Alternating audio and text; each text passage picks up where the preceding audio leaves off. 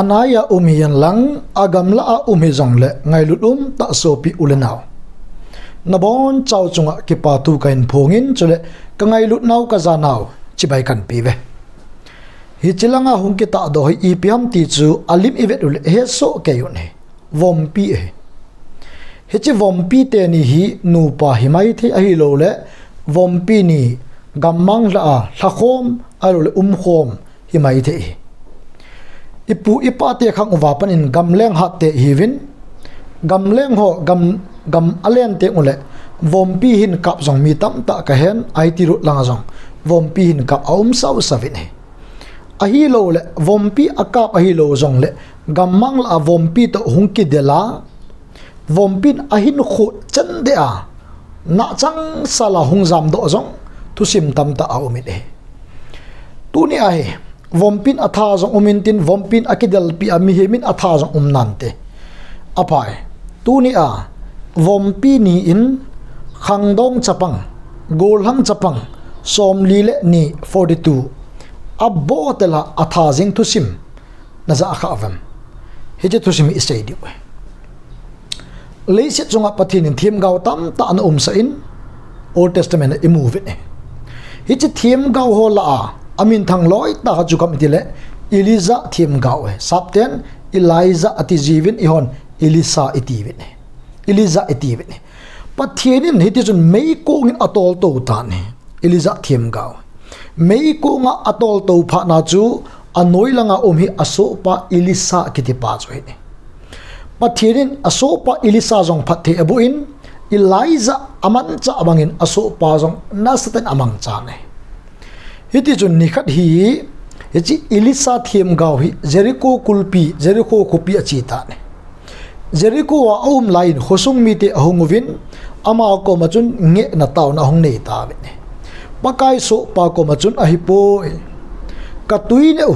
na hitui a khat jin mi hema dingin jong dam na hipon muchi chivo gancha dingin jong aki hing thei poi he je chun katui na hi nei su thing pi un tin ama cho angi ta bene aman jong label le chi hin choi atin label sunga chi an choi win ti chun ama ko ma ta bene elisa thim gaw pa jong akipat do in tuina lang cho achin tuina achun chi chu asung lata ne tu a ka la hi che tui thing ding ai tai tin pathian thil bo thein in tuina chu asu thing ta ne tuina asu thing zowa panin tui chu atui tan alhum tan mi hem le gancha muchi chi vo in ti chun adam pi ta ne jericho khopi a ko na ahung su le bethel ki ti kho ahin pha ni piti tam khosung mi jong hin tin bethel ki ti chu pathian in tin ai pathian in kiti kimin vona khosunga jong hi chapang nun kho khan khu hello discipline hello mi za ji hello pathian so za lo chapang tam ta jong umadan ai hichu khosunga kon chun chapang som lile ni 42 young men golang chapang ahung do ta ve ahung do pha do win lamlong pi ahung su elisa them gaw chu el tolin hovin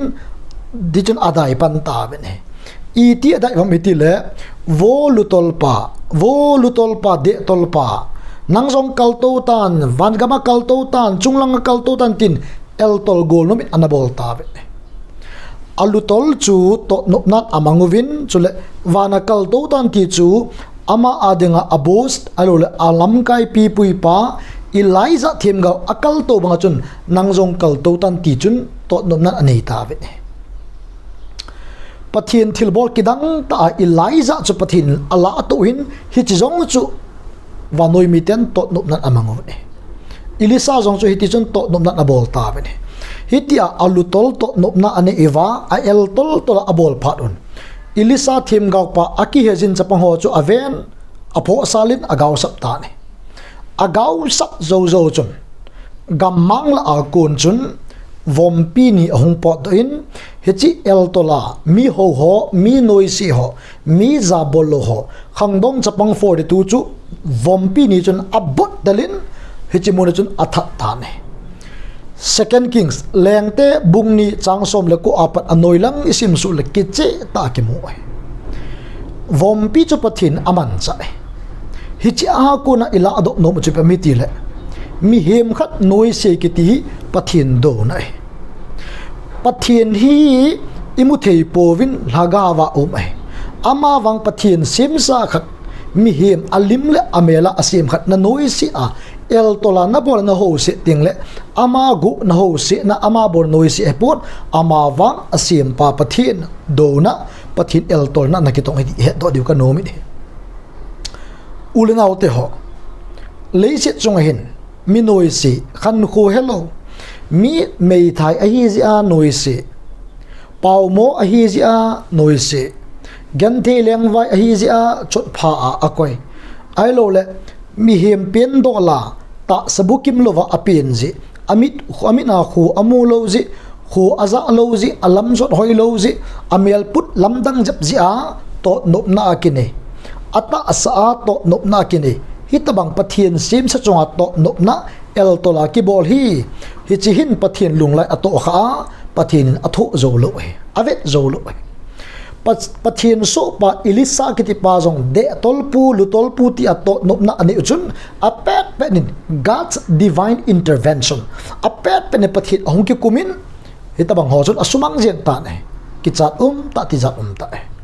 hi a chu nang jong ken jong pathian sem sa mi him khat again the ji avai cha ji mei thai chaga hi ji ailo lam chom choma ta samel puna noi si dinga hitabang chu nage la noi si le pathian do na na tong pathian asem pa do na tong hin pathian ave zolo ding atho zolo ding hi e diu ka no me hi ji chon ching thei ta hin ho eman diu ka no me min ei noi si phat nan te mi na chon ade di a vai cha gen the pakai la cha ho jong pastor evangelist missionary ho jong koi man za bolin anei pu ni tu lai min a choi hat how abol the amin tang za na ki pia avai cha alasam in chen gen thi ho so se min chot pha ko hi tabang khang choi ta ne ama wang min na noi si ting jong all mo hi in le thu ding jong gel hi in ai lo le min na noi si bangin nang jong noi si ding in gel in bible ase chu set nan zolovin phat nan zo unati chule phula ding jong igel lo diu aji chu bam de la bible in pathirin phula chu ke ma git a hi tin bible ke che ta ke ji ni phula ding jong igel lo diu ingai to lo diu ama wang min ei noi se te ule ei ma jong hiti a chu noi se te ka hi khat to ham ka chan thien lo ji ham ka din mun hoi lo ji ham ka kam pau hoi lo ji ham ka hin khu ki tup lo ja min ei noi sem te ki gel nga ya hitabanga chu ei mal ha samji a jong min ei noi se pa chu nan te ama wang i tabangin Christian ta pathian cha chun mi ki ti anoi se lo hil ding dol hi ni mo si ong pathin nas amang cha ne mo si aman cha aki ho pi jing lain ei ni ong pathin ei man cha te hilu ham ti in mo si bu aman cha thiam tin ama chunga chun lung hi mo na lung gel phalo avo plon ta ne ape pe din God's divine intervention pathit ong ki kum ki nin hiti chun Miriam kitinu jong cho apha ta ne hichi pha chun hiti chun za chomin mo sima ma chun pathin ang sunga ngai dam athum pi ne le aso pinu jong hiti chun ati pha zo si ahung dam ki ne